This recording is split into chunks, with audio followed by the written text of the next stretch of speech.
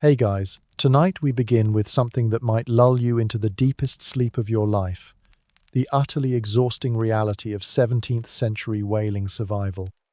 We're diving into what life was really like for the brave souls who thought hunting massive sea monsters with pointy sticks was a reasonable career choice. Forget the romantic maritime adventures Hollywood sold you. Those were for the captains and owners who got to count profits while everyone else counted their remaining limbs.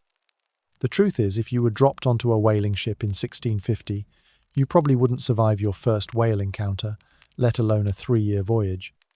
You'd be dead faster than a harpoon flies through salt air. And believe me, that's pretty fast when your life depends on hitting a moving target the size of a school bus. So before you get comfortable in your modern bed with its miracle of temperature control and absence of rotting whale blubber, take a moment to like the video and subscribe, but only if you genuinely enjoy what I do here. And let me know in the comments where you're tuning in from and what time it is for you. It's always fascinating to see who's joining us from around the world as we explore the lives of people who never got to see the world because they were too busy trying not to drown in it. Their idea of international travel involved months of seasickness and the constant threat of being crushed by a whale's tail. Now dim the lights, maybe turn on a fan for that soft background hum, and let's ease into tonight's journey together. A journey through salt spray, rancid oil, and the kind of survival that makes extreme sports look like a gentle yoga class hosted by someone who actually cares about your well-being. You wake up in 1652. The year doesn't matter much to you because calendars are for people who live long enough to need them. You're in Nantucket, Massachusetts. The smell hits you first. It's not the ocean breeze you might expect. It's the overwhelming stench of rendered whale oil, rotting fish, and unwashed bodies. This is the perfume of prosperity. The whale oil industry is booming, and you've just signed up to be part of it. Your name is Thomas Milliken, and you're 19 years old. You think you're ready for adventure. You're not ready for anything that's about to happen to you. You've signed on as a green hand aboard the whaling ship Perseverance. The name is ironic. You'll need more than perseverance to survive what's coming. The ship's captain, Ezra Blackwood, is a weathered man of 43, with arms like tree trunks and a stare that could freeze whale blood. He looks at you the way a butcher looks at a particularly stubborn piece of meat. "Boy," he says, his voice carrying the weight of 20 years at sea. "You ever seen a whale?" You shake your head. Of course you haven't. You've lived your entire life on land, where the biggest threat was an angry rooster. "Good," Captain Blackwood continues. Keeps the expectations low. Seen too many green hands think they know what they're getting into. Whale doesn't care what you think. The first mate, Benjamin Cook, steps forward. He's missing his left pinky finger and 2 teeth. These aren't fashion statements. They're occupational hazards. "Welcome to hell with sails," Cook says cheerfully. "Hope you brought a strong stomach and a weak sense of self-preservation. You haven't brought either. You've brought enthusiasm and ignorance. These are the 2 most dangerous things you can carry aboard a whaling ship. The Perseverance is 87 feet long and 23 feet wide. It's designed to hunt creatures that are often larger than the ship itself. This is like bringing a kitchen knife to fight a dragon. The ship carries a crew of 29 men. Most of them will not return home the same way they left. Some will not return at all. Your bunk is in the forecastle, the forward section of the ship where the regular crew sleeps. The space is roughly 6 feet by 4 feet. You'll share this coffin-sized area with 3 other men for the next 3 years. The ceiling is so low you can't stand upright. Privacy is a concept that died the moment you stepped aboard. Your bunkmate is Samuel Peters, a veteran of 5 whaling voyages. He's 28 years old and looks 50. His hands are permanently stained black from whale oil, and his cough sounds like a dying seal. "First voyage?"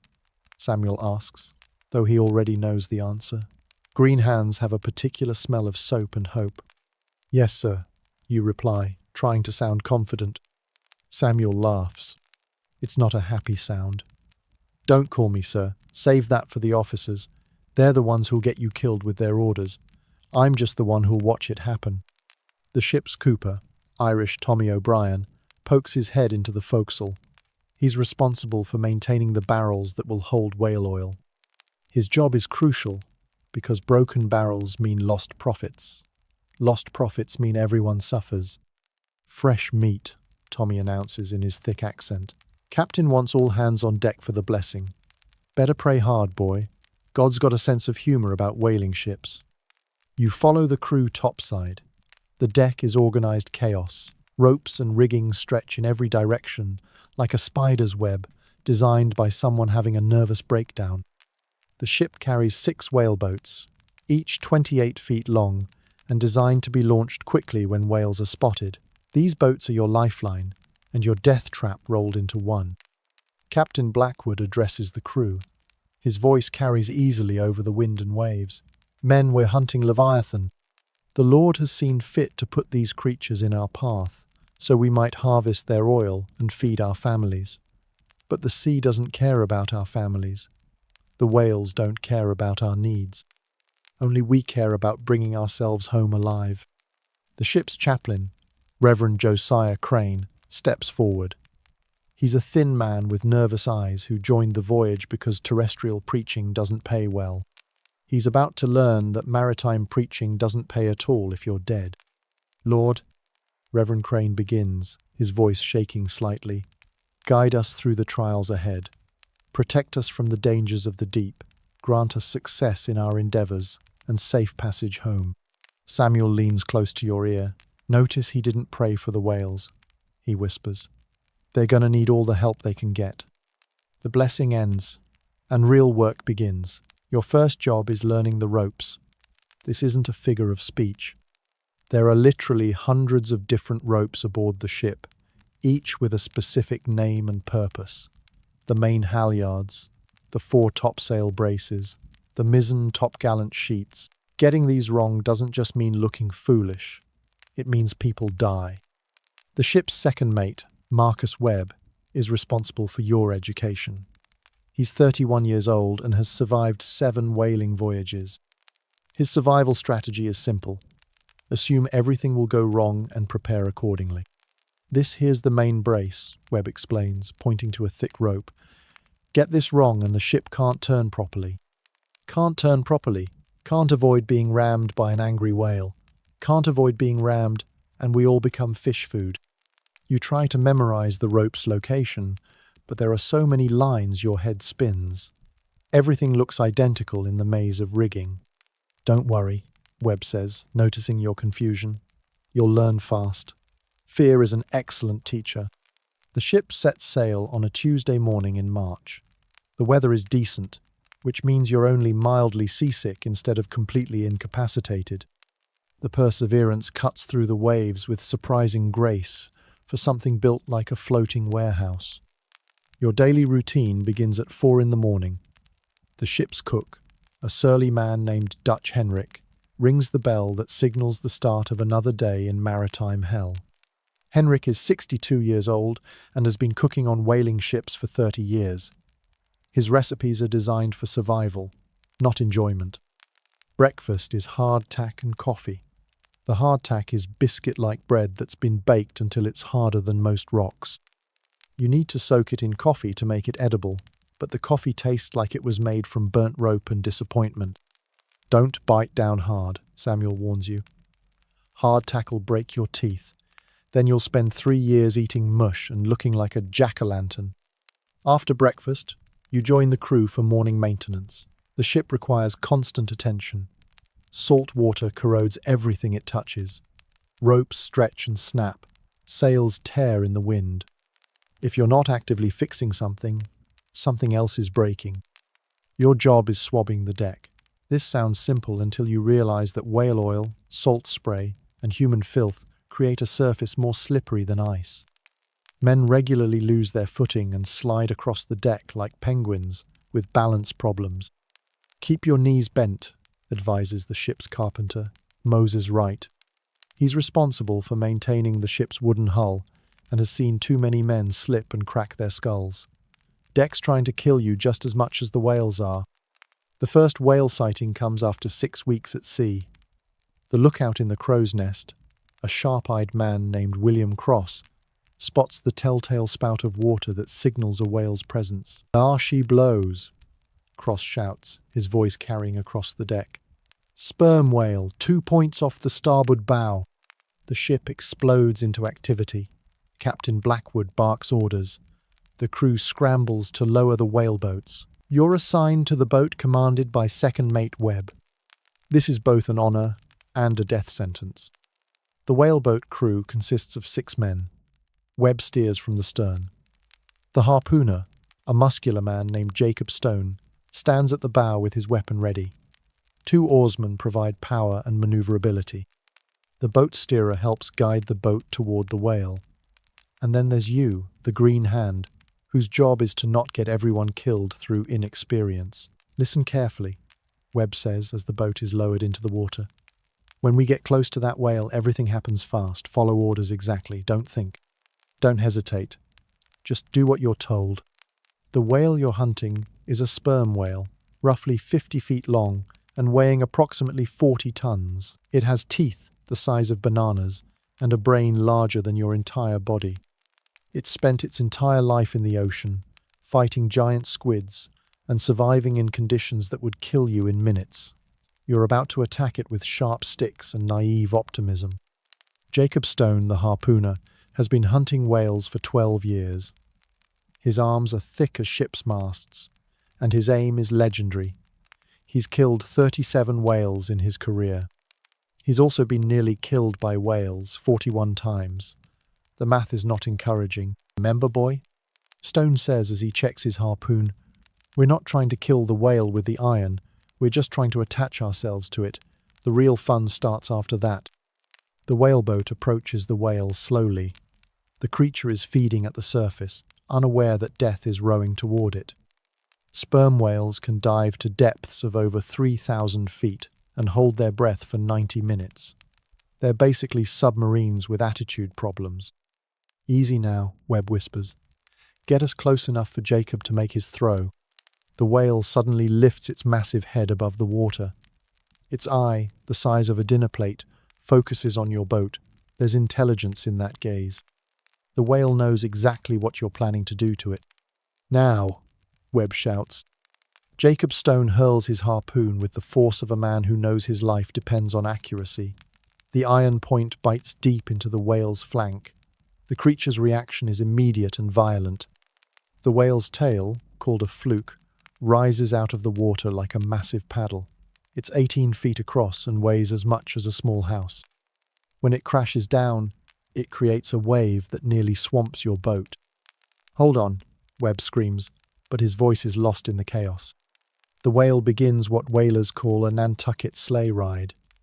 The harpoon line, attached to the boat, drags you through the water at speeds approaching 20 miles per hour.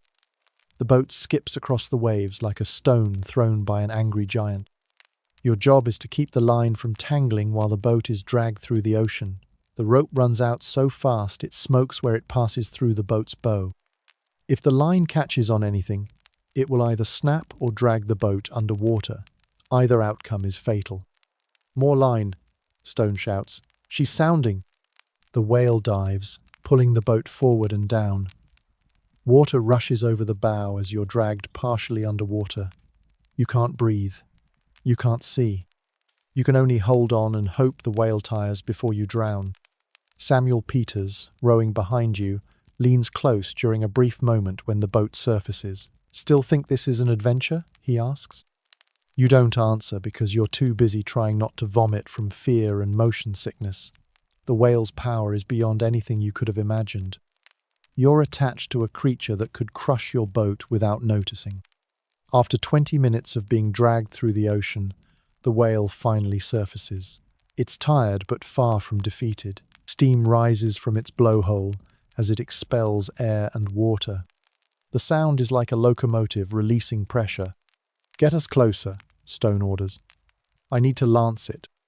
The lance is different from the harpoon. Instead of a barbed point designed to stick, the lance has a sharp blade meant to find the whale's vital organs. Getting close enough to use it requires rowing directly toward a creature that wants to kill you. The whale turns to face your boat. Its mouth opens, revealing teeth the size of wine bottles. A sperm whale's jaw can snap a whaleboat in half. You're approaching the business end of nature's most efficient killing machine. "Back water," Webb commands. "She's turning to ram us." The whale charges your boat with the speed of a freight train. You row backward frantically, but the whale is faster. Its massive head strikes the boat's side, splintering wood and sending men flying. Tommy O'Brien, the cooper, is thrown into the water. He surfaces sputtering and cursing in Irish. The whale circles back for another attack. Tommy swims toward the boat, but 40 tons of angry whale is between him and safety. "Get the lance in her," Webb shouts to Stone, "before she staves us." Stone drives the lance deep into the whale's side, searching for the heart or lungs. The creature's blood turns the water red. The whale thrashes in pain and fury, its tail creating waves that threaten to capsize the boat. "She's going into a flurry," Stone announces. This is whaling terminology for a whale's death throes. It's the most dangerous moment of the hunt. The whale spins in circles, bleeding and dying. Its movements become erratic and violent. The boat spins with it, attached by the harpoon line. You're trapped in a whirlpool of blood and foam with a dying creature that weighs as much as a small building. "Cut the line!" someone screams, but Webb shakes his head. "We lose this whale, we lose 3 years' wages," he replies. "Hold on and pray she dies quick." The whale's flurry lasts 8 minutes. 8 minutes of pure terror as you're whirled around by a dying leviathan. Finally, the creature rolls over on its back, fins in the air. The whale is dead, and somehow you're still alive. "Waif!" Webb shouts, waving a small flag to signal the ship. The Perseverance approaches to collect its prize. Towing the dead whale back to the ship takes 4 hours. The creature is longer than your boat and several times heavier. You row steadily, muscles burning, while sharks circle beneath you. The smell of whale blood has attracted every predator in the area. "Don't trail your hands in the water," Samuel warns. "Sharks are following us. They're not picky about what they eat." Back aboard the Perseverance, the real work begins. Processing a whale is like butchering a building-sized animal while standing on a platform that rolls with every wave. The crew attaches chains to the whale's body and begins the cutting-in process. Captain Blackwood oversees the operation with the intensity of a general commanding a battle. "Mind the cutting stage," he barks. "One slip and you're feeding the sharks." The cutting stage is a narrow platform suspended over the side of the ship. Men stand on this platform with long-handled spades, cutting strips of blubber from the whale's body. The platform is slippery with blood and oil. The ship rolls constantly. One wrong step means falling into the ocean with a 40-ton whale carcass and hungry sharks. The ship's blubber room keeper, a methodical man named Aaron Mills, directs the processing of the whale's blubber. Each strip of blubber must be carefully cut and stored for rendering into oil. Mills has been doing this job for 15 years and has never lost a batch to spoilage. "Keep the pieces uniform," Mills instructs. "Too big, and they won't render properly. Too small, and we lose oil to waste." The try-works, iron cauldrons mounted on the ship's deck, begin heating the blubber. The fires beneath the cauldrons burn day and night, fed by scraps of whale skin and blubber. The ship becomes a floating factory, processing the whale into valuable oil. You're assigned to feed the fires. The heat is intense, and the smoke stings your eyes. The smell of rendering whale blubber is unlike anything in your previous experience. It's sweet and nauseating simultaneously, like perfume mixed with rotting meat. "Don't breathe too deep," advises the ship's blacksmith, Peter Forge. He's responsible for maintaining the try, works, and has breathed whale smoke for 20 years. His cough sounds like grinding metal. The smoke gets in your lungs and never comes out. Processing the whale takes 3 days. 3 days of back-breaking labor, minimal sleep, and constant exposure to heat, smoke, and the overwhelming smell of whale oil. By the end, you're exhausted, filthy, and wondering why anyone chooses this life voluntarily. The whale yields 47 barrels of oil. At current prices, This represents roughly $2,000 in profit. Your share, as a green hand, is 1/200th of the total, after expenses. You've risked your life for approximately $10. Not bad for a first whale, Samuel comments as you watch the empty whale carcass sink into the ocean. Most green hands lose their nerve after seeing what we do out here. You want to tell him you've lost your nerve completely, but admitting fear on a whaling ship is like admitting weakness to a pack of wolves. Instead, you nod and pretend the experience was exactly what you expected. The ship continues its voyage, hunting more whales. Each encounter follows the same pattern of terror, violence, and exhausting labor. You learn to read the signs that indicate whale presence. The behavior of seabirds, the color of the water, the direction of wind and current. 3 months into the voyage, you encounter your first storm. Atlantic storms don't ask permission before trying to kill you. They simply arrive with wind speeds that can strip paint from metal and waves tall enough to swallow entire ships. The storm builds gradually over 2 days. The barometer drops steadily, and experienced crew members begin preparing for the worst. Captain Blackwood orders all unnecessary equipment secured below deck. "All hands prepare for heavy weather," he announces. "This one's gonna be a screamer." The wind hits first. Gusts of 70 miles per hour tear through the rigging like invisible hammers. The ship's sails must be reduced quickly or they'll be shredded by the wind. You're sent aloft to help reef the topsails. Climbing the rigging in calm weather is dangerous enough. Climbing it in a storm is attempted suicide. The ship rolls 40 degrees to each side. The masts whip back and forth like giant fishing rods. The wind tries to tear you from the ropes and hurl you into the ocean. "Hold on tight," shouts the ship's boatswain, Thomas Gray. He's climbed rigging in dozens of storms and somehow survived them all. The wind wants to kill you, but the fall definitely will. You cling to the rigging as the ship pitches and rolls beneath you. The deck looks impossibly far below. The ocean stretches endlessly in all directions, grey and violent and hungry. Your hands are numb with cold and fear. Working together, the crew manages to secure the sails before they're destroyed. You climb down to the deck on shaking legs, grateful to be alive. The storm is just beginning. The waves arrive with the fury of moving mountains. Swells 30 feet high lift the ship's bow toward the sky, then drop it into valleys of churning water. The Perseverance is built to handle rough seas, but physics has limits that even the best shipbuilders can't overcome. Green water crashes over the bow with each wave. The deck becomes a river of salt water that rushes from bow to stern and back again. You're assigned to the pumps, working frantically to keep the ship from taking on too much water. "Pump steady," Gray shouts over the wind. "She's taking on water faster than we can get it out." The storm lasts 18 hours.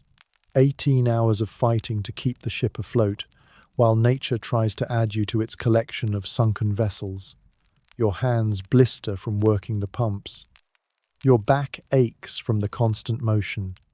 You haven't eaten or slept since the storm began. During the worst of it, a massive wave breaks over the ship's side and sweeps 3 men toward the rail. 2 manage to grab hold of something solid. The third, a young man named Robert Hayes, is washed overboard. "Man overboard!" someone screams, but the words are lost in the wind. Captain Blackwood makes the calculation that every ship's captain dreads. In seas this rough, attempting a rescue would likely result in losing more men. The ship cannot be turned around safely. Robert Hayes disappears into the storm, and 28 men continue the voyage. He knew the risks, Captain Blackwood says later, but his voice carries the weight of every man he's lost to the sea. We all knew the risks. The storm finally passes, leaving the ship battered but afloat. The crew assesses the damage. 2 boats are destroyed. The main topsail is shredded. The galley stove is torn from its moorings. But the ship survives, and most of the crew survives with it. "Could have been worse," Samuel observes as you help repair the damaged rigging. "Storm like that, we're lucky to lose only 1 man." You want to point out that Robert Hayes might disagree, but you're learning that sentiment is a luxury whalers can't afford. Death is a constant companion on these voyages. Getting emotional about it serves no practical purpose. The ship continues south, following the migration patterns of sperm whales. The weather grows warmer as you approach the equator. The sun beats down mercilessly during the day, and the nights offer little relief. The ship's wooden hull absorbs heat like a furnace. Your living quarters in the forecastle become unbearable. The temperature regularly exceeds 100 degrees. Sleep becomes impossible. The smell of unwashed bodies, rotting food, and whale oil creates an atmosphere that would gag a vulture. "It's like living inside a sick whale's stomach," complains Timothy Nash, a crew member on his second voyage. He's 24 years old and already planning to find different work when the voyage ends. The heat affects everything. Food spoils faster. Water becomes scarce. Tempers flare over minor disagreements. Men who were friends begin fighting over imagined slights. The ship's officers work constantly to maintain discipline before the crew turns on itself. A fight breaks out between two crew members over a cup of water. Jonathan Pierce, a harpooner, accuses Michael Burns, a boat steerer, of taking more than his share of the daily water ration. The argument escalates quickly. "You've been drinking my water, you thieving bastard," Pierce shouts, grabbing Burns by the shirt. "Your water?" Burns replies, shoving Pierce backward. "Water belongs to the ship, not to you." The fight spreads as other crew members take sides. Within minutes, half the crew is involved in a brawl on the main deck. Captain Blackwood ends it by firing a pistol into the air. "Next man who throws a punch gets flogged," the captain announces. "We're all in this together, or we're all dead together. Choose which one you prefer." The threat of flogging restores order, but the underlying tensions remain. Men who must work together to survive can't afford to hate each other, but the conditions make hatred inevitable. The ship's doctor, if he can be called that, is Walter Brewster. He's not actually trained in medicine, but he's read a few medical books and has experience treating injuries with whatever supplies are available. His medical kit consists of a bone saw, some rusty forceps, a bottle of laudanum, and faith in divine providence. "Most of what I do is pray the patient dies quick, instead of slow," Brewster confides to you during a quiet moment. "Real medicine requires tools and knowledge I don't have." You're 6 months into the voyage when you suffer your first serious injury.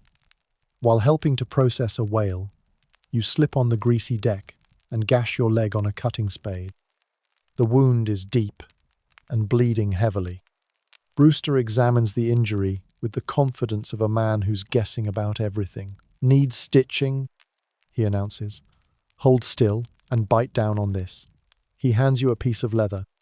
The stitching process involves a needle that's been heated in the galley fire and thread that might have been clean at some point in the past.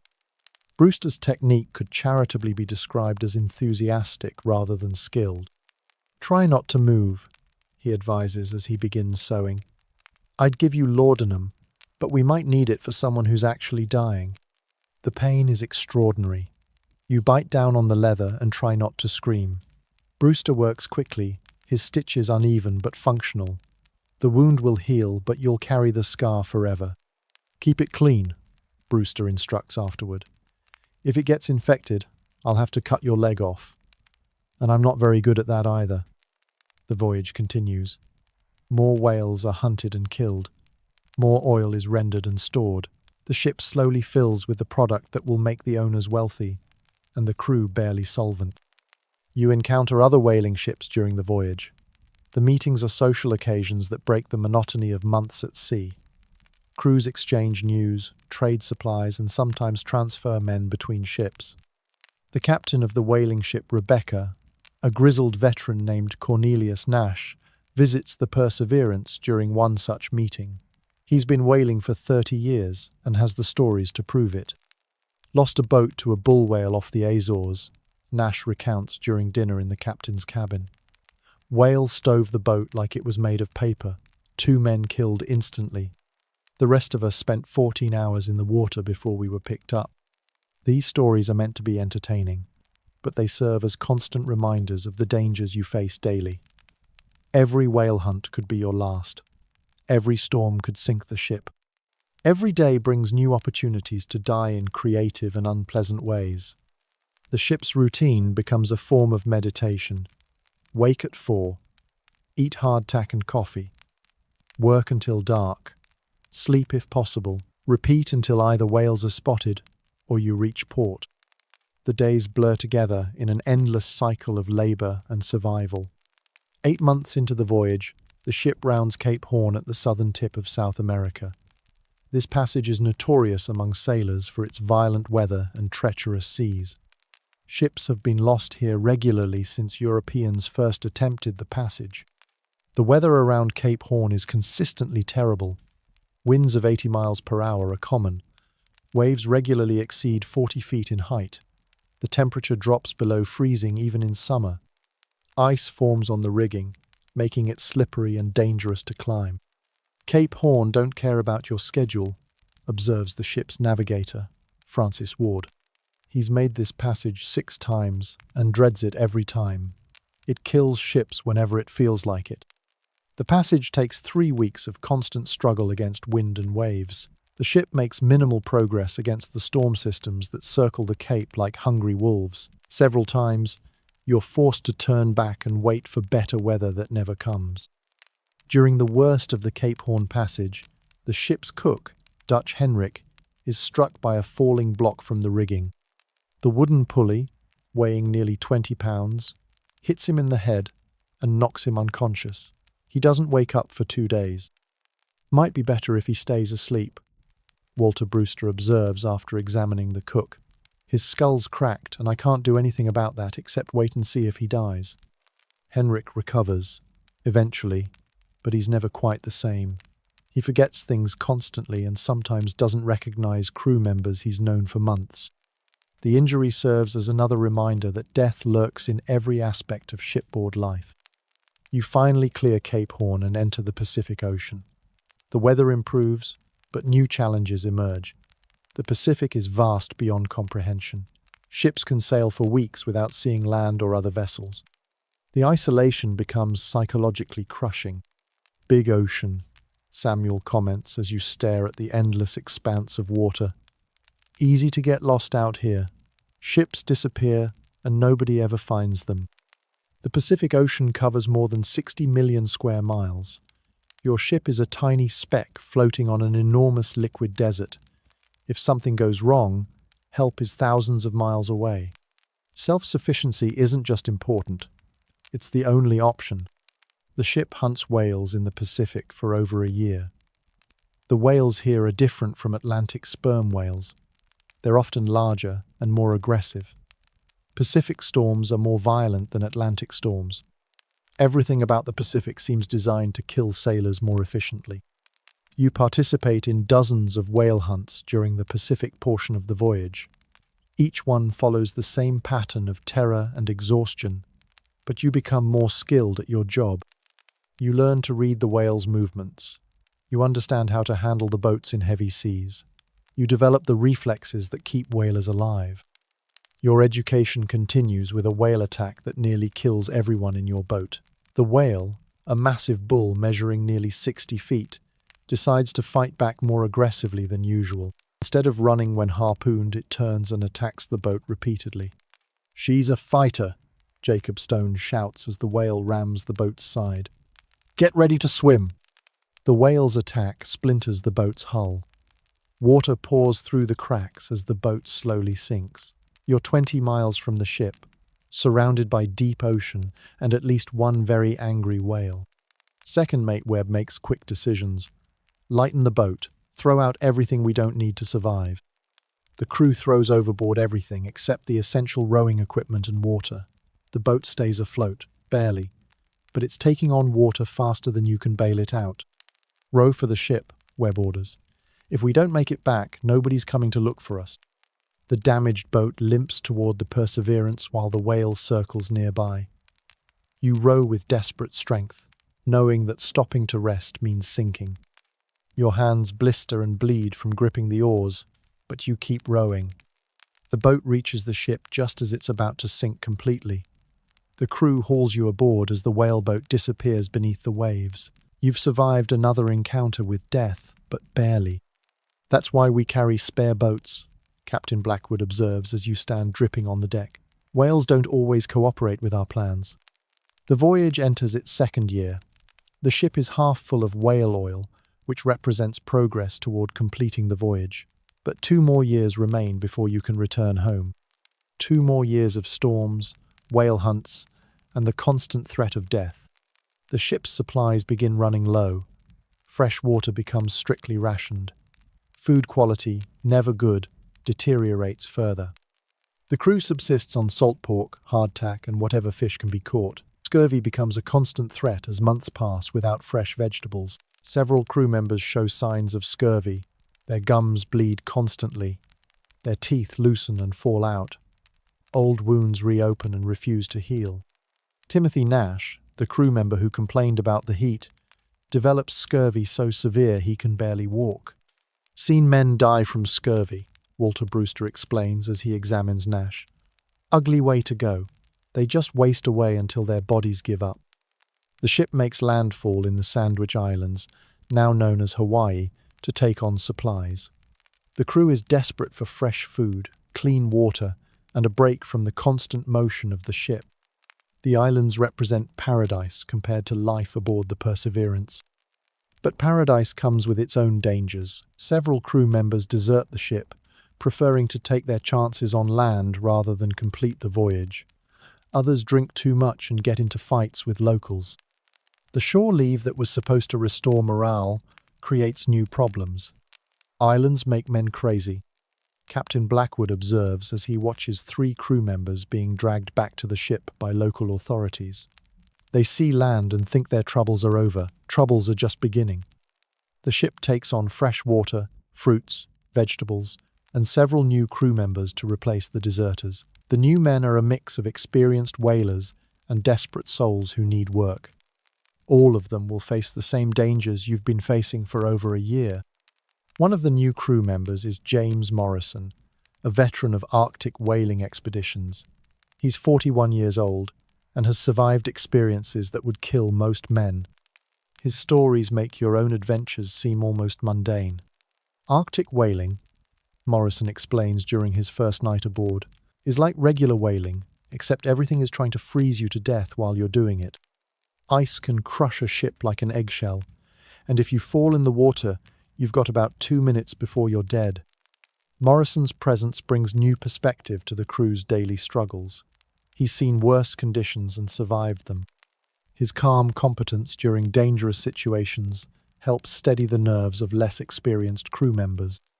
The ship leaves the Sandwich Islands and returns to the endless Pacific. The routine of whale hunting resumes, but the crew is refreshed by their brief time on land. Fresh food has restored their health. Clean water has improved their spirits. The voyage continues with renewed energy. You encounter a pod of sperm whales 3 days after leaving port. The hunt goes smoothly at first. The whales are cooperative, meaning they run instead of fighting. Your boat successfully harpoons a medium-sized whale without incident. But as you're processing the whale alongside the ship, sharks arrive in unprecedented numbers. The smell of whale blood has attracted every predator within miles. The water around the ship becomes a feeding frenzy of fins and teeth. "Don't fall in," warns Aaron Mills as he watches the sharks circle below. "They're so thick you could walk across their backs." Processing the whale becomes extremely dangerous. Men working on the cutting stage are only feet above water filled with hungry sharks. One slip means becoming part of the food chain in the most unpleasant way possible. The sharks become so aggressive they begin attacking the whale carcass while it's still being processed. Several sharks, each over 10 feet long, bite chunks out of the whale as the crew works above them. The feeding frenzy creates chaos in the water below. "Crazy bastards are eating our whale," Dutch Henrik shouts from his position at the try-works. His head injury has affected his judgment, but his observation is accurate. Captain Blackwood orders the crew to work faster before the sharks destroy too much of the valuable whale. The men on the cutting stage increase their pace, taking dangerous risks to complete the job quickly. The combination of haste and shark-infested waters creates perfect conditions for disaster. It happens to Michael Burns, the boat steerer who fought with Jonathan Pierce over water rations. Burns slips on the blood-slick cutting stage and falls toward the water. He manages to grab a rope and hangs suspended just above the sharks. "Pull him up!" someone screams, but Burns is too heavy for one man to lift. 3 crew members grab the rope and haul Burns to safety as sharks leap from the water trying to reach him. One shark, a massive tiger shark, comes within inches of Burns' feet before he's pulled clear. "Thanks," Burns gasps as he's dragged onto the deck. He's shaking from fear and exhaustion. "Thought I was shark food for sure." The incident serves as another reminder that death comes from unexpected directions on whaling voyages. You can survive whale attacks, storms, and disease, only to be killed by a momentary loss of balance at the wrong time. The ship continues hunting whales throughout the Pacific. Each successful hunt brings you closer to completing the voyage, but also deeper into the psychological strain of constant danger. Men who started the voyage as friends begin viewing each other as potential threats to their survival. A more serious fight breaks out during the ship's 20th month at sea. The argument starts over a card game but escalates into something much more dangerous. Thomas Gray, the boatswain, accuses William Cross, the lookout, of cheating at cards. "You're dealing from the bottom of the deck, you lying son of a bitch," Gray shouts, grabbing Cross by the throat. "Get your hands off me," Cross replies, pulling a knife from his belt. The sight of the knife transforms a simple argument into a life-threatening situation. Other crew members take sides, and within minutes, half the crew is involved in a brawl that threatens to tear the ship apart. Captain Blackwood ends the fight by firing both barrels of a shotgun over the crew's heads. The blast echoes across the water like thunder, and the fighting stops immediately. "Next man who draws a weapon gets flogged and put in irons," the captain announces. "We're not pirates, and this isn't a pirate ship. Act like civilized men, or I'll treat you like animals." The threat of punishment restores order, but the underlying tensions remain. 20 months of isolation, danger, and poor living conditions have pushed the crew to the breaking point. Men who must cooperate to survive are barely controlling their urge to kill each other. The ship's second mate, Marcus Webb, takes you aside after the fight to explain the reality of long voyages. His advice comes from 7 voyages worth of experience watching crews disintegrate under pressure. "Men go crazy out here," Webb explains quietly. "Too much time, too much danger, too little space. You start thinking everyone's your enemy. The trick is remembering that they're not. They're just as scared and tired as you are." Webb's words prove prophetic when Timothy Nash, the crew member suffering from scurvy, attempts to jump overboard during his watch. Samuel Peters catches him at the rail and drags him back to safety, but Nash is clearly suffering from more than physical illness. "Let me go," Nash screams as he struggles against Samuel's grip. "I can't take any more of this. The whales, the storms, the smell. I just want it to end." Nash's breakdown represents the psychological cost of whaling voyages that doesn't appear in the ship's logbooks. Men who survive the physical dangers often succumb to mental exhaustion. The isolation and stress break their minds even when their bodies remain intact. Dr. Brewster, whose medical knowledge extends mainly to treating physical injuries, has no treatment for Nash's mental condition. The ship carries no medications for psychological problems, and the crew lacks understanding of mental illness. "Keep him away from the rail," Brewster advises. "Maybe he'll get better when we reach port. Maybe he won't. Not much I can do either way." Nash spends the remainder of the voyage under constant supervision. Crew members take turns watching him to prevent another suicide attempt. The added responsibility strains everyone's nerves further, creating a cycle of psychological pressure that affects the entire crew. The ship enters its 3rd year at sea. The hull is nearly full of whale oil, which means the voyage is approaching completion. But the final year proves the most challenging, as the crew's physical and mental reserves reach their limits. Food supplies run dangerously low despite careful rationing. The ship's stores contain mainly salt pork and hardtack, both of questionable quality after 3 years in storage. Fresh water becomes so scarce that the daily ration is reduced to barely enough for survival. We're eating leather and drinking bilge water, Samuel observes as he examines his daily food ration. Never thought I'd miss my mother's cooking this much. The ship's cat, a battle-scarred Tom named Whiskers, who's responsible for controlling the rat population, disappears one night. Nobody admits to eating the cat, but it's obvious what happened when fresh meat appears in the crew's stew the next day. Don't ask what's in the stew, Dutch Henrik advises when you look questionably at your bowl. Some things are better left unknown. The ship encounters its final major storm during the 32nd month of the voyage. This storm, a Pacific typhoon, brings winds exceeding 100 miles per hour and waves tall enough to hide mountains. The Perseverance, battered by 3 years at sea, struggles to survive nature's final assault. The storm lasts 4 days. 4 days to keep the ship afloat while hurricane-force winds try to drive it underwater. The crew works in shifts, pumping water and fighting to keep the sails from being shredded. During the storm's peak, the main mast cracks under the pressure of the wind. The massive wooden pole, which has supported the ship's sails for 3 years, begins to split along its length. If the mast falls, it will likely take the ship down with it. "All hands to save the mast!" Captain Blackwood shouts over the wind. "Lose the mast! Lose the ship!" The crew works frantically to reinforce the cracking mast with chains and rope. The job requires men to climb the rigging in winds that can tear them loose and hurl them into the ocean.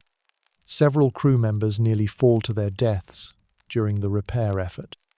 James Morrison, the Arctic whaling veteran, leads the mast repair crew. His experience with emergency repairs in extreme conditions proves invaluable as he directs the crew's efforts. "Wrap the chains tight," Morrison shouts as he works 40 feet above the deck. "If this mast goes, we're all feeding the fish." The repair holds, barely. The mast remains standing, though it's visibly weakened by the storm damage. The ship survives, but just barely. Several more storms like this one would certainly sink the vessel. "Lucky," Captain Blackwood observes as he surveys the storm damage. "Very lucky. Ships have been lost in storms half as bad as that one."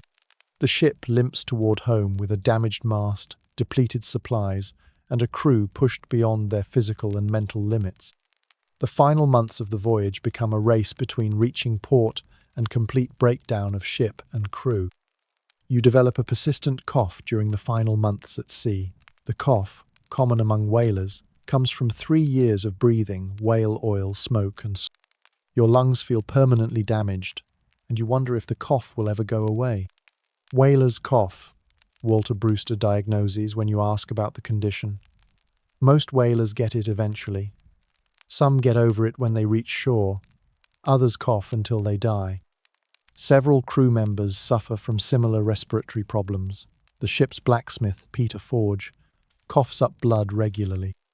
Moses Wright, the carpenter, wheezes constantly and can barely climb the rigging. 3 years of breathing toxic fumes has damaged everyone's lungs. The psychological toll becomes equally severe. Men who started the voyage as optimistic young sailors have become hollow-eyed veterans who jump at unexpected sounds. The constant stress of potential death has changed everyone aboard the ship. You catch yourself staring at the ocean for hours, lost in thoughts you can't articulate. The endless expanse of water has become hypnotic and terrifying simultaneously. You understand why some crew members have attempted suicide rather than continue the voyage. Samuel Peters, your bunkmate and mentor throughout the voyage, suffers a minor stroke during the 34th month at sea. The stroke leaves him partially paralyzed on his left side and unable to speak clearly. At 28 years old, he's become an old man. "Can't work the boats anymore," Samuel manages to say through his damaged speech. 34 months for nothing. Can't even cash my pay if I can't sign my name." Samuel's condition represents the ultimate cruelty of whaling voyages. Men risk their lives for 3 years, survive every danger the ocean can produce, only to be broken by the voyage itself. Success and failure become meaningless when the cost is your health and sanity. The ship finally turns toward home during the 35th month of the voyage. The announcement that they're heading back to Nantucket creates a mixture of joy and terror among the crew. joy at the prospect of ending the ordeal, terror that something will go wrong before they reach safety. "Don't celebrate yet," warns Francis Ward, the navigator. "Ships have been lost within sight of home port. Ocean's not done with us until we're tied up at the dock." Ward's caution proves wise when the ship encounters a severe gale just 300 miles from Nantucket. After surviving 3 years of Pacific storms, typhoons, and Cape Horn weather, the crew faces one final test from the Atlantic Ocean. The storm damages the already weakened mainmast further. Captain Blackwood faces the decision of continuing toward port with a compromised mast or seeking shelter and risking additional delays. He chooses to push forward, gambling the ship's safety against the crew's desperate need to reach home. "We're going home," the captain announces. "Storm or no storm, damaged mast or no damaged mast, we've come too far to stop now." The final approach to Nantucket takes place in heavy fog. The damaged ship creeps through familiar waters that have become treacherous due to poor visibility. The crew takes depth soundings constantly, afraid of running aground after surviving everything else. The fog lifts just as the ship enters Nantucket Harbor. The sight of familiar buildings and landmarks creates an emotional response that surprises you with its intensity. After 36 months at sea, solid ground seems like an impossible dream. The Perseverance ties up at the wharf on a cold October morning in 1655. 3 years and 1 month after departing, the ship completes its voyage. The crew has survived, mostly, but the cost has been enormous. Of the 29 men who started the voyage, 23 returned to Nantucket. Robert Hayes was lost in the storm. 2 men died from disease during the Pacific portion of the voyage. 3 men deserted in the Sandwich Islands. Timothy Nash committed suicide by jumping overboard during the final month, despite constant supervision. The returning crew members are not the same men who left Nantucket 3 years earlier. They're older, harder, and permanently marked by their experiences. Many will never fully recover from the physical and psychological damage of the voyage. You step onto the dock on unsteady legs. After 3 years of constant motion, solid ground feels strange and unnatural. Your body expects the deck to roll with each step, and you stagger like a drunk man trying to walk a straight line. "Takes time to get your land legs back," Samuel Peters observes as he struggles with his own balance problems. The stroke has made his coordination even worse, and he needs help walking. Your pay for the 3-year voyage amounts to $47 after expenses are deducted. $47 for risking your life daily, sleeping in conditions that would shame a prison, eating food that would poison livestock, and breathing toxic fumes that have permanently damaged your lungs. "Not much for 3 years' work," you comment to Captain Blackwood as he hands you your pay. "More than most jobs pay," the captain replies, "and you're still alive to spend it. Not everyone can say that." Captain Blackwood is right, technically. You've survived when many others haven't. But survival feels like a hollow victory when you consider what the voyage has cost you. Your health is broken. Your nerves are shattered. Your youth is gone forever. The ship's cargo of whale oil sells for $8,000, generating substantial profits for the ship's owners. The crew's share represents roughly 15% of the total value, divided among 23 surviving men. The mathematics of whaling ensure that owners get rich while crew members barely survive financially. You find lodging in a boarding house near the harbour and spend your first night on land in 3 years. The bed feels impossibly soft after sleeping in a narrow bunk. The silence feels unnatural after years of constant ship noise. You lie awake listening for sounds that aren't there. Sleep, when it finally comes, brings dreams of whales and storms. You wake several times thinking you're still aboard the Perseverance. The psychological effects of the voyage will take months or years to fade, if they ever do. The next morning, you walk through Nantucket streets and observe the whaling industry from a different perspective. The town's prosperity is built on whale oil, but the cost in human suffering is hidden from public view. Elegant houses and successful businesses represent the profits extracted from voyages like yours. You visit Samuel Peters in the boarding house where he's staying. The stroke has left him unable to work, and he has no family to support him. His whaling career is over, but he has no other skills or opportunities. "What do I do now?" Samuel asks, his speech still slurred from the stroke. "Can't go whaling? Can't do much of anything else? 3 years for nothing?" Samuel's situation illustrates the cruel economics of whaling. Men sacrifice their health and risk their lives to generate profits for others. When they're too broken to continue working, they're discarded like damaged equipment. You spend several days in Nantucket trying to process your experiences and decide what to do next. Other crew members from the Perseverance are making similar decisions. Some plan to sign aboard other whaling ships. Others are looking for different work. All are struggling with the transition from ship to shore. James Morrison, the Arctic whaling veteran, decides to retire from whaling permanently.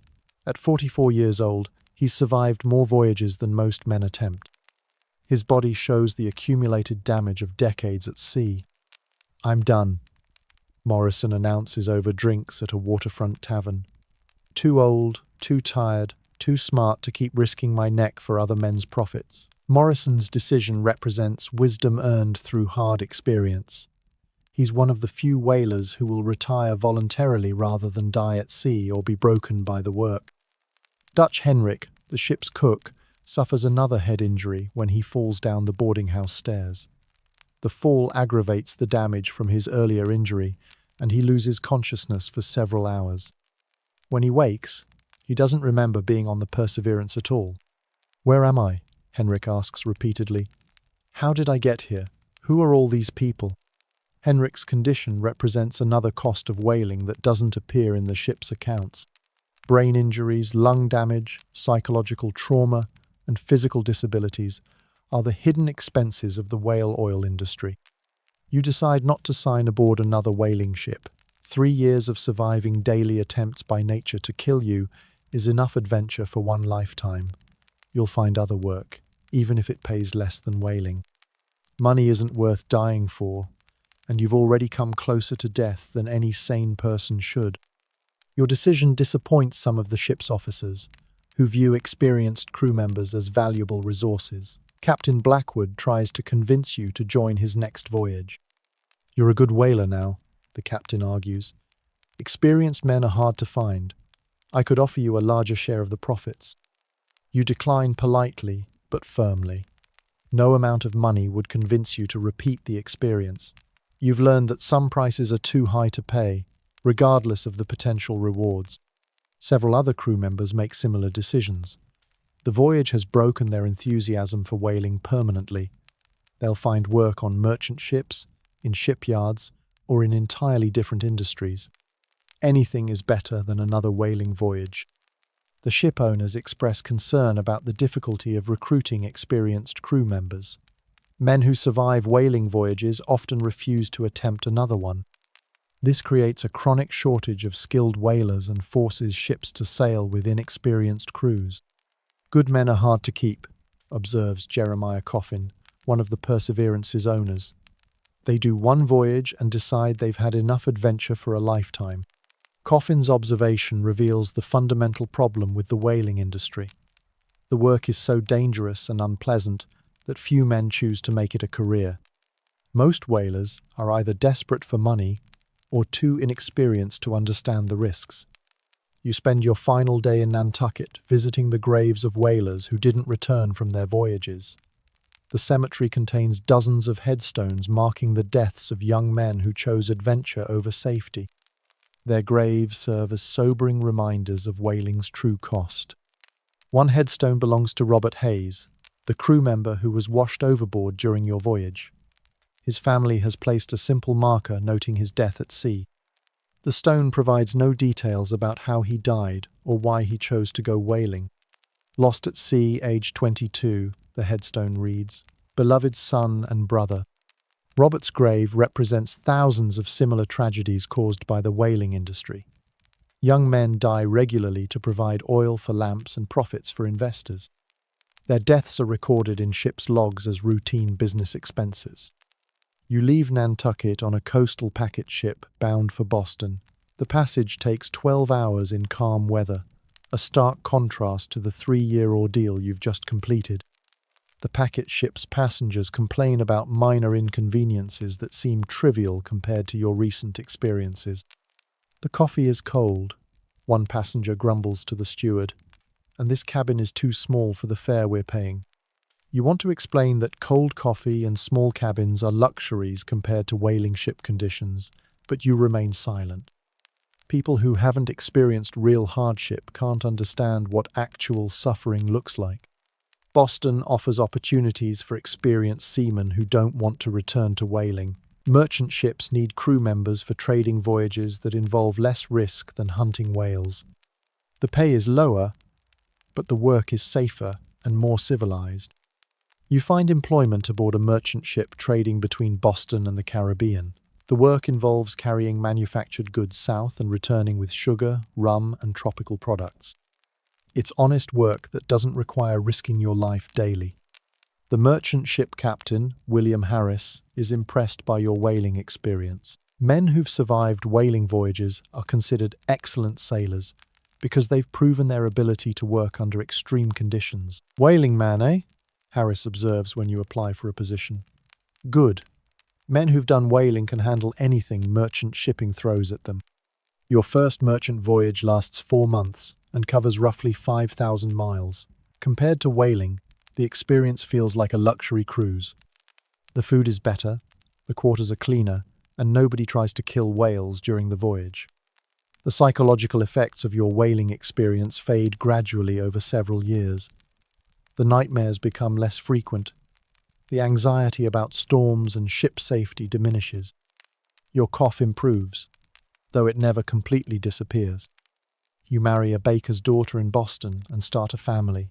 Your children grow up hearing stories about your whaling adventure, though you edit out the worst details. They don't need to know how close their father came to dying in the Pacific Ocean.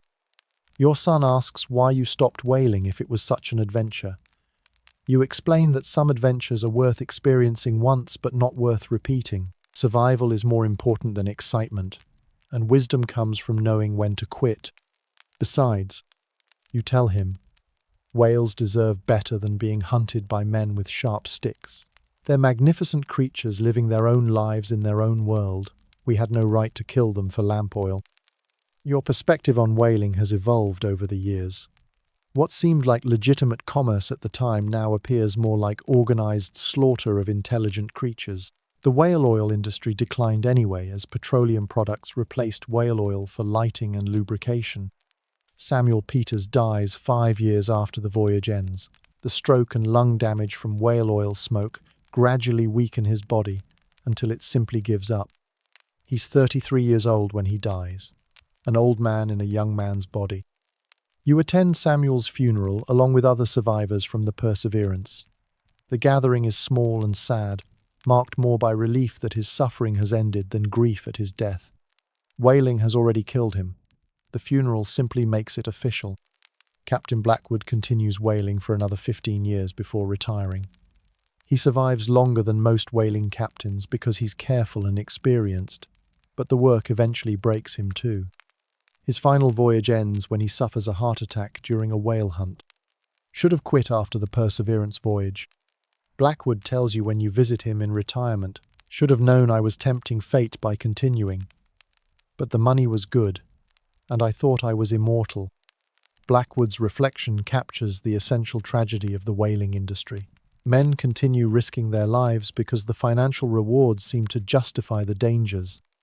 But money can't compensate for death or permanent disability. The Perseverance sails for another 12 years before being crushed by ice during an Arctic whaling expedition. The ship that carried you safely through 3 years of Pacific storms finally meets its match in the Bering Sea.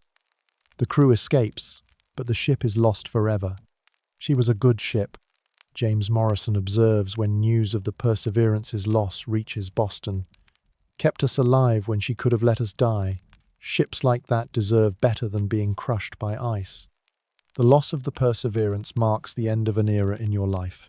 The ship represented 3 years of hardship, danger, and survival. Its destruction feels like the final chapter of an experience that shaped your entire adult life. You live to see the whaling industry decline and eventually disappear. Petroleum products replace whale oil for most commercial uses. Steamships replace sailing vessels for most ocean transportation. The dangerous work that defined your youth becomes obsolete. Progress. Your son observes as you watch a steamship enter Boston Harbor. No more men risking their lives to hunt whales for lamp oil. You agree that progress is good, but you also feel sadness for the passing of an era. Despite its dangers and hardships, whaling represented a form of human courage and determination that modern technology has made unnecessary. The whaling industry's decline means that future generations will never experience what you survived during those 3 years aboard the Perseverance. They'll never know the terror of being dragged through the ocean by an angry whale. They'll never feel the exhaustion of processing whale carcasses in Pacific heat. They'll never experience the psychological strain of being isolated at sea for 3 years. In many ways, this is good. No one should have to endure what you and your shipmates endured. The human cost of whale oil was too high to justify the product's benefits. But something is also lost when dangerous occupations become obsolete. Modern people will never develop the particular kind of courage that comes from facing death regularly and surviving. Your grandchildren grow up in a world where electric lights have replaced whale oil lamps. They can't imagine why anyone would risk their life hunting whales when kerosene is cheaper and safer. To them, your whaling adventure seems like ancient history. Why didn't they just use kerosene instead of whale oil? Your granddaughter asks when you tell her about your whaling experience. Because kerosene wasn't available yet, you explain. People used what they had, and whale oil was the best lighting fuel available. Progress happens gradually, not all at once. Your granddaughter's question illustrates how quickly technological progress makes previous generations' struggles seem pointless. What seemed necessary and heroic at the time appears foolish and wasteful in retrospect. You spend your final years reflecting on the 3 years you spent aboard the Perseverance. The experience shaped your character in ways that continue influencing your decisions decades later. You learn that survival requires courage, determination, and the ability to endure hardship without losing hope. You also learn that some prices are too high to pay, regardless of the potential rewards. Money, adventure, and excitement aren't worth sacrificing your health, safety, or peace of mind. Wisdom comes from knowing when to take risks and when to seek safety. The whaling industry's legacy is complex and troubling. It provided essential products for economic development while destroying whale populations and killing thousands of sailors. It represented human courage and determination while demonstrating humanity's capacity for environmental destruction. Your personal legacy is simpler and more positive. You survived an experience that killed many others. You learned important lessons about courage, determination, and the value of human life. You built a good life based on the wisdom gained from 3 years of surviving daily attempts by nature to kill you. The young man who signed aboard the Perseverance in 1652 was naive, optimistic, and completely unprepared for what he would experience. The old man, reflecting on that experience decades later, understands that naivety and optimism are luxuries that dangerous occupations quickly eliminate. But the old man also understands that surviving extreme hardship creates a particular kind of strength and wisdom. Men who've been tested by genuine danger develop confidence and perspective that can't be gained any other way. The experience was terrible, but it was also transformative. Your advice to young people is simple. Choose your adventures carefully. Some experiences are worth having despite their dangers. Others are simply too risky to justify. The key is developing the judgment to distinguish between worthwhile risks and pointless ones. Whaling, you now realize, was a pointless risk. The financial rewards weren't worth the physical dangers or psychological costs. You were young and foolish enough to think adventure justified any price. Age and experience have taught you otherwise. But you don't regret the experience entirely. It taught you things about yourself and the world that you couldn't have learned any other way. You discovered reserves of courage and endurance you didn't know you possessed. You learned to appreciate simple pleasures like safe shelter, adequate food, and peaceful sleep. Most importantly, You learned that survival is more valuable than success. Living to tell the story matters more than how impressive the story sounds. The bravest thing you did during the entire whaling adventure was deciding not to attempt another voyage. The world has changed dramatically since your whaling days. Electric lights have replaced oil lamps. Steamships have replaced sailing vessels. Modern navigation equipment makes ocean travel safer and more predictable. Progress has eliminated most of the dangers that made whaling so terrifying. But the fundamental human qualities that enabled your survival remain relevant. Courage in the face of danger. Determination when facing hardship. The ability to work with others when survival depends on cooperation. These qualities matter as much today as they did during your whaling adventure. Your story ends where it began, with a young person deciding whether to take a risk. Your great-grandson is considering joining the merchant marine, following family tradition by seeking adventure at sea. He asks for your advice about pursuing a maritime career. Go if you want, you tell him. But go with your eyes open. The sea is still dangerous, even with modern technology. Ships still sink, storms still kill sailors. The ocean doesn't care how advanced your equipment is. You pause to consider your words carefully, but if you're careful and smart and lucky, you might learn things about yourself that you can't learn any other way. Just remember that coming home alive is more important than any adventure. Your great-grandson listens politely but makes his own decision. Young people always do. That's how the cycle continues, each generation learning its own lessons about risk and survival. You hope he's wiser than you were at his age. You hope he chooses his adventures more carefully than you did. But you also hope he has enough courage to take worthwhile risks when opportunities arise. The whaling industry is gone, but the human need for adventure and challenge remains. Modern people find different ways to test themselves against danger and difficulty. Some climb mountains, others explore space. All are following the same impulse that led you aboard the Perseverance so many years ago. Your final reflection on the whaling experience is gratitude. Gratitude for surviving when gratitude for learning important lessons about life and death. Gratitude for gaining the wisdom to appreciate safety and comfort without taking them for granted. You survived 3 years aboard a whaling ship in the 17th century. You lived to tell the story. That's enough adventure for any lifetime. The rest is just details, and the details fade while the lessons remain. Choose your risks carefully. Value survival over success. Come home alive whenever possible. The whales are still out there, swimming in oceans that are cleaner now that people no longer hunt them for lamp oil. They're magnificent creatures living their own lives in their own world, as they should. You're glad you saw them, even under the circumstances. You're gladder still that future generations won't have to kill them to light their homes. That's progress worth appreciating, even if it comes too late for the whales you helped kill and the men who died killing them. Sometimes the best we can do is learn from past mistakes and try to make better choices going forward.